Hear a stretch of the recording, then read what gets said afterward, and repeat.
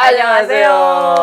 Berjumpa kembali bersama saya dan juga Teri. Kali ini kontennya baru lagi nih. Ini K-pop Drakor Award 2023. Keren banget. Sudah ada beberapa kategori yang kita siapkan. Walaupun awardnya fiktif ya. Fiktif dong. Dari hati aja. Betul. Oke.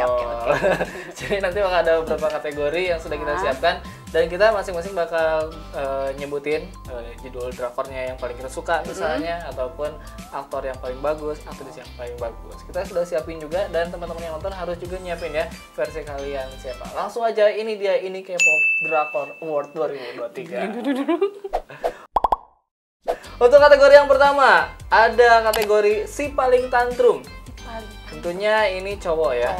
Dan kita belum tahu kan masing-masing. Belum. Beda selera. Beda, pokoknya pasti subjektif ya. Benar. Jadi nggak apa-apa, beda juga. Iya. Kategori pertama, si paling tantrum, cowok. Versi saya, Jongwon. My Demon. Iya, karena emang setantrum itu. Setantrum. Karena bawaan iblis kayaknya. Iya, karena dia memang iblis gitu. memang jahanam dia. Iya, betul sekali. Dia nggak punya sifat dasar manusia yang penyayang, sabar, nggak punya. Kan dia iblis. Iya, betul sekali. Kalau versi Teri? Sebenarnya ada dua kriteria. Yang pertama tuh Cho Chil dari Crash Course in Romance. Tapi dia penyebab tantrumnya karena dia kan punya eating disorder. Jadi itu karena kurang gizi. Iya, benar. Jadi lo kalau lapar kan lo pengen marah-marah kan. Nah itu jadi penyebab ketantrumannya karena dia punya eating disorder. Dan yang kedua, ini yang favorit gue adalah Haichan versi muda dari Twinkling Watermelon. Iya. Ini gue suka karena tantrumnya dia tuh lebih ke dia sangat ekspresif dalam mengungkapkan pendapatnya. Jadi tuh dia kayak, gue pengen naksir cewek, orang bilang gak bisa. Bisa. Pengen bikin band, bisa. Dan tujuan ketantrumannya dia itu sih apa tuh? Dia ingin masa mudanya bersinar, twinkling, pancak-pancak, supaya di masa dewasa nanti itu bisa dilihat kembali. Ketika dia sedang menjalankan rutinitas dan dia ngerasa, wow dulu masa mudaku bersinar gitu kan, jadi keren sih tantrumnya. Iya, makanya di masa depan Haichan dewasa nggak bisa ngomong, udah abis soalnya. Dia abisin di masa mudanya. Gue. Benar. Itu sih kalau menurut gue. Oke, kita masuk ke kategori yang berikutnya, si paling cegil adalah cewek gila. Dan versi saya adalah Ban Ji Eum dari See You in 19 Live. Itu karena terlalu agresif menurut saya. Betul. Kamu tuh sudah menjalani 19 kehidupan. Kita aja yang muda terus jadi yang tua tuh bijak. Ini udah 19 kali kehidupan gak bijak. Bener. Makanya aku pilih Ban Ji Eum. Teri siapa? Jadi sudah gue antara Donna dan Ban Ji Eum ya. Cuman Donna itu dia cegilnya lebih ke mundut aja dan sibal seksi doang. Sedangkan kalau Ban Ji Eum itu ya betul kata Adi, dia sudah melewati 19 kali kehidupan yang mana dia ingat semua wujud reinkarnasinya. Jadi kayak gue udah gak takut apa lagi lah, gue udah ngejalanin semuanya, udah mulai jadi tukang sirkus, pembuat soju, pokoknya semua udah gue jalanin. Jadi sekarang gue mau gila aja ngejar cowok dari kehidupan sebelumnya. Itu sih kalau menurut gue. Oke, nah ini dia nih. Kita masuk ke kategori aktor terbaik. Aktor terbaik versi saya adalah Ryu Seung Ryong. Dia adalah bapaknya Jang Hee-soo dari drama Movie. Kayaknya nggak no doubt lah harus dia gitu ya. Karena semua aktingnya bagus, dia dapat semua yang seorang aktor butuhkan dalam sebuah drama, mau itu nangis, mau itu sedih, senang. Dan dia juga dapat pengalaman hidup yang sangat pedih di sini, dan semuanya bisa ditampilkan dengan baik sampai nyampe ke penonton juga. Kalau versi Teri siapa? Nam Gongmin dari Madira. Drama Seguk. Aduh, drama Seguk itu drama yang kita tuh nontonnya tuh butuh komitmen. Karena tuh plotnya tuh biasanya berat gitu ya. Jadi sebelum nonton ijab kabul dulu kan? Benar. Lo harus punya komitmen, punya integritas dalam ngikutin drama ini. Lo kalau misalnya yang ngebawainnya kurang baik, bawaannya pengen lo drop aja gitu.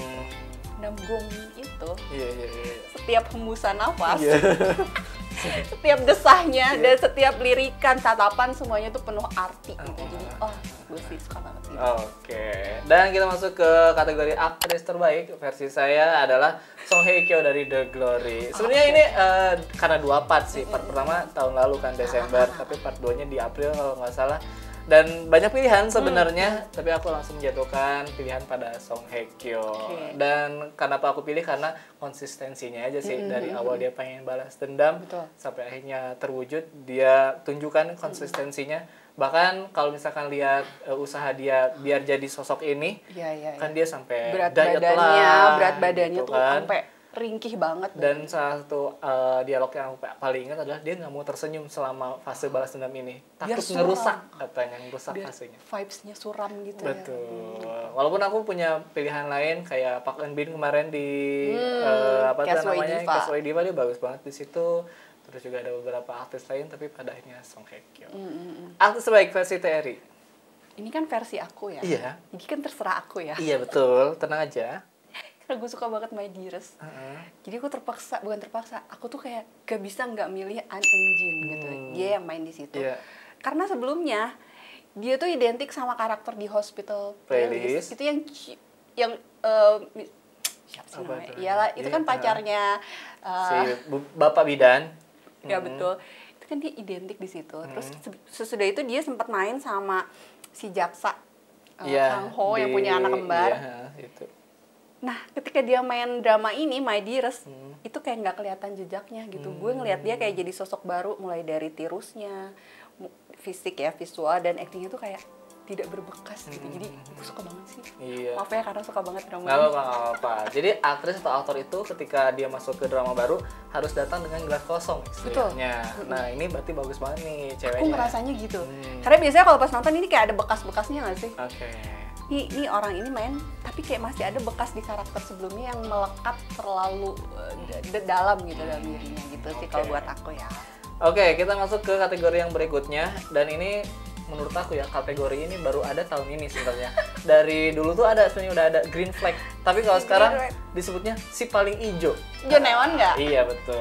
Nah kali ini ada kategori si paling ijo, tentu saja cowok, dan versi saya adalah Jung Ki Ho dari Castaway Diva.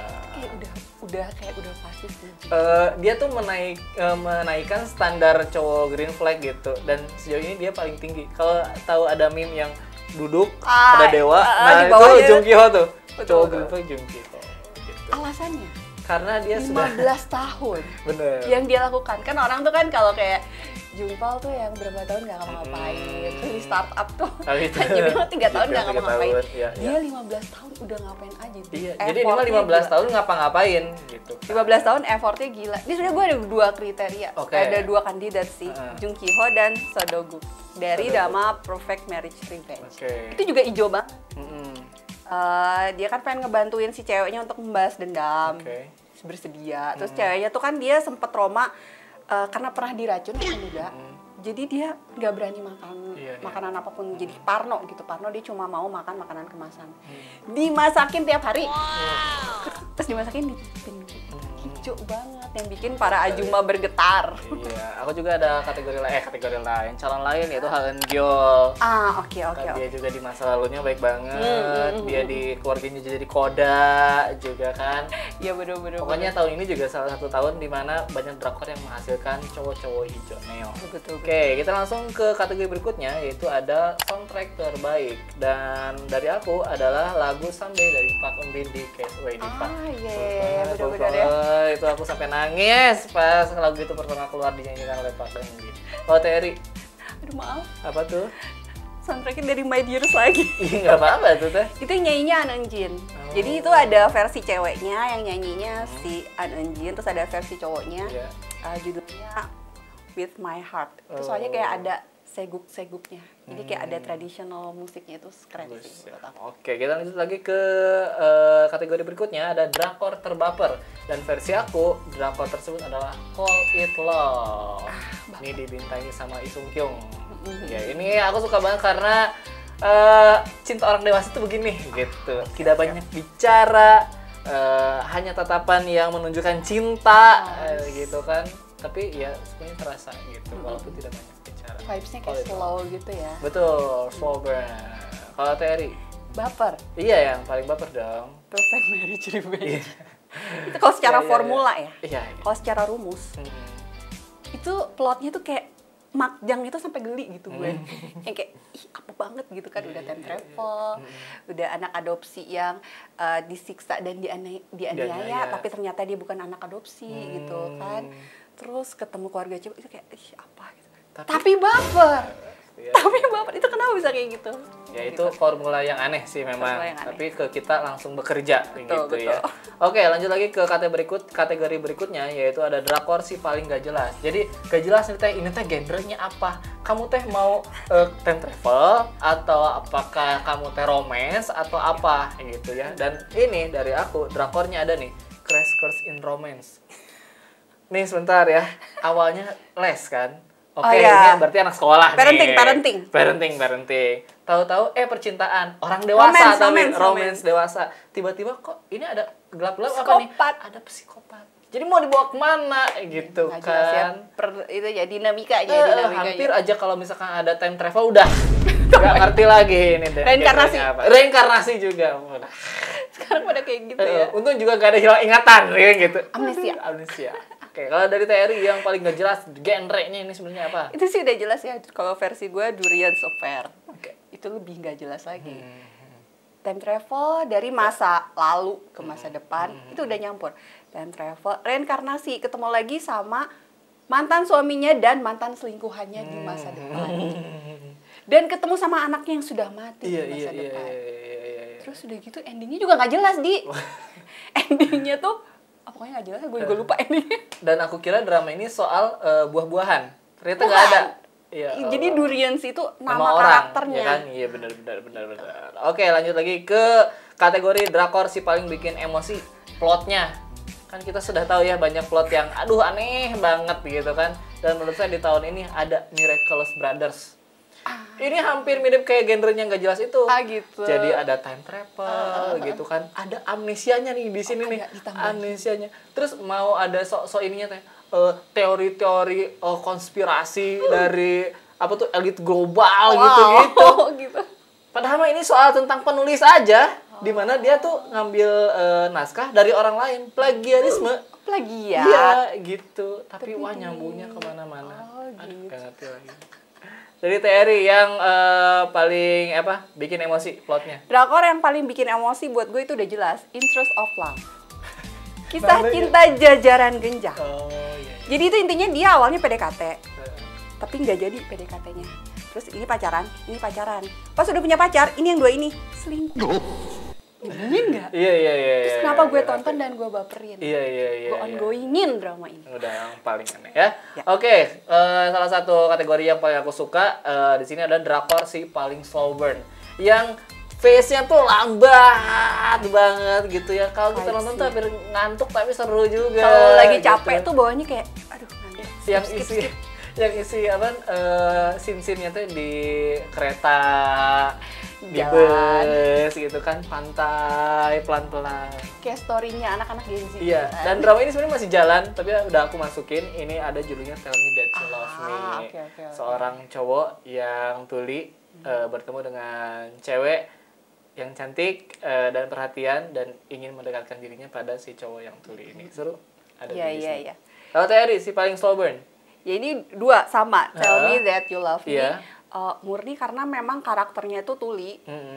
Jadi penggambarannya tuh dari sudut pandang si pelukis yang tuli itu yang memakai bahasa isyarat dan nggak pakai voice over. Jadi kayak vibes-nya tuh hening banget gitu kan. Yang satu lagi itu sih Call It Love.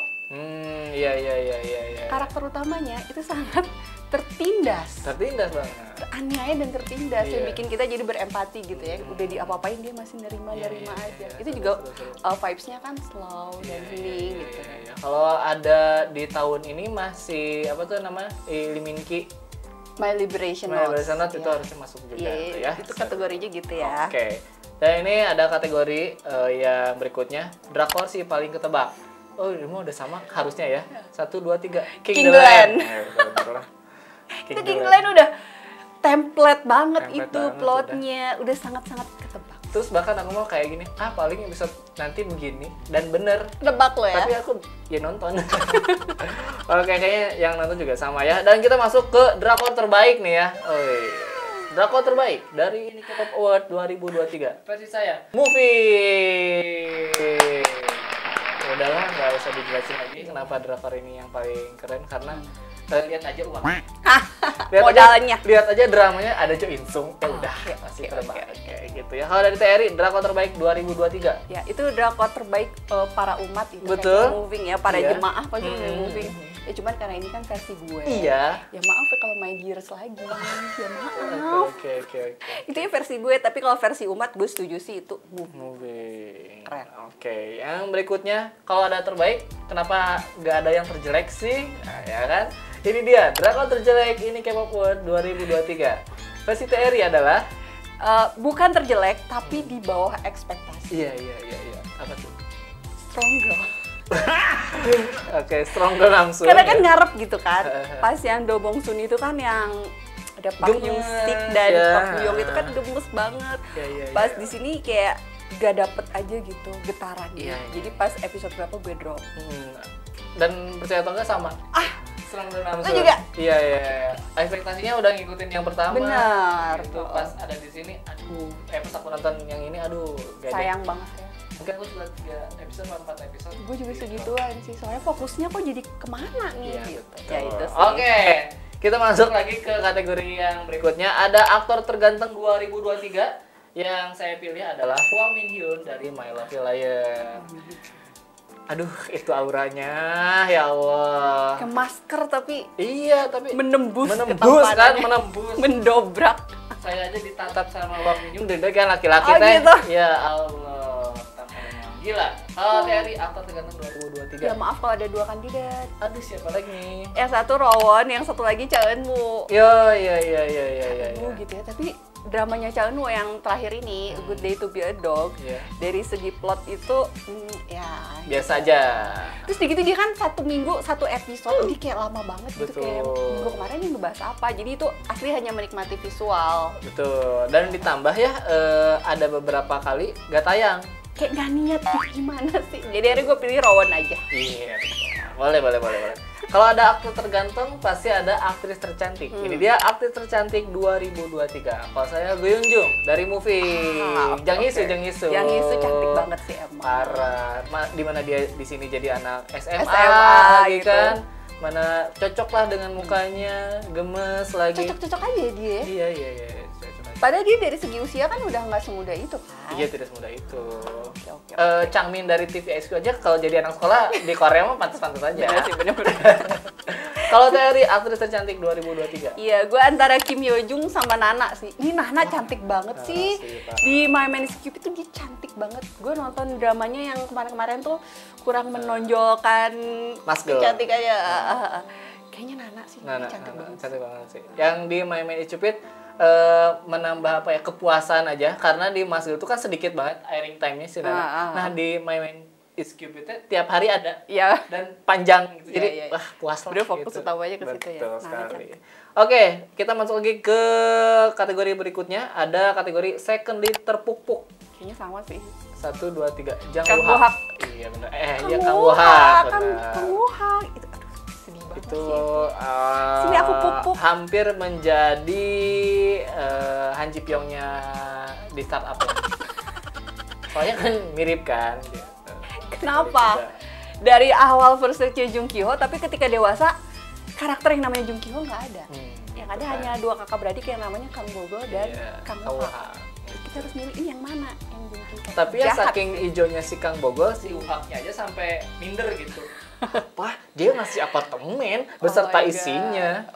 Dia jadi ikut angkatan laut pas Wamil hanya lebih mencari si itu kan. Akhirnya dia mundur. Dia menyadari gitu ya. Akhirnya dia menyadari kalau emang dia pantasnya masih. Dan mungkin karena dia ada jiwa kakak. Oh betul. Demi adik gua. Kakak beradik. Gitu ya. Kemudian ada juga kategori best couple. Aku sudah ada sih untuk best couple, ada Mas Gunawan dan Mbak Cinta. Oke. Di mana lagi ada couple yang sampai digosipin pacaran kan gitu. Chemistry itu terlalu dapet ya. Kalau TRI best couple 2023. Ini sih My Demon sih. Kayak dua-duanya visual banget nggak sih? Dua-duanya kayak silau gitu. Sampai gue lupa plotnya gimana karena emang dua-duanya cantik dan ganteng dari angle manapun. Ada yang bilang kan dalam satu drama tuh nggak boleh ada 2 matahari. Ternyata ini 2 matahari couple-couple jadi-jadi aja. Gerhana nggak tuh? Betul. Dan kita masuk ke kategori terakhir, ada drakor paling rekomendasi 2023. Teori dulu yang paling rekomendasi di tahun 2023. Drama tahun 2023 yang harus banget lo tonton itu udah jelas Daily Dose of Sunshine. Oh, oke. Itu karena ada 12 kasus ya kurang lebih. Jadi 12 episode, ada 12 kasus tentang kesehatan mental yang mungkin satu atau beberapanya lu bakal relate sama cerita mereka. Kalau kata gue sih nonton deh dramanya. Betul. Aku juga masukin di sini di Of Sunshine ada satu lagi. Ya. Aku sebutin yang satu lagi, dan drama rekomendasi tahun 2023 adalah Queenmaker. Queenmaker aku nonton. Queenmaker. Kenapa? Karena cocok banget nih sama momen pemilihan presiden sekarang. Di sini diceritain banget bagaimana proses pemilihan atau proses pembuatan seorang pemimpin. Kalau di sini mah cewek jadi wali kota. Betul. Ikutin semua prosesnya mulai dari debat, di mana di belakangnya tuh udah ada rencana-rencana untuk menjatuhkan lawan debatnya. Betul. Dan kemarin debat pertama di di Indonesia, aku tuh ngerasa emang begitu strateginya. Timnya yang solid. Iya, solid gitu kan. Sekali. Menjatuhkan lawannya tuh kayak gitu. Emang sudah direncanakan dari awal gitu. Kita melihat behind the scene dari bagaimana seorang pemimpin jadi tuh semua prosesnya dilihatin. Cuman kalau di Queenmaker itu si protagonis itu emang beneran protagonis. Jadi kan dia pengacara yang tidak haus kekuasaan, yang pada akhirnya dijadikan wali kota. Gitu. Tapi kalau kita di Konoha ini kan katanya kita harus mencari the lesser evil. Oh gitu ya. Ada yang bilang Konoha, ada yang bilang Wakanda. Oke, Wakanda deh. Iya. Nah itu dia, ini K-pop Drakor Award 2023. Tadi sudah banyak kategori yang sudah kami sebutkan. Kami penasaran juga versi kalian tuh apa aja. Jadi tulis aja di kolom komentar drakor terbaik, aktor terbaik, aktris terbaik versi kalian. Kita tunggu di kolom komentar di bawah. Segitu aja konten kita untuk kali ini. Sampai jumpa lagi di konten berikutnya di tahun 2024. Tahun depan. Ya, sampai ketemu tahun depan. Siap, sampai bawah.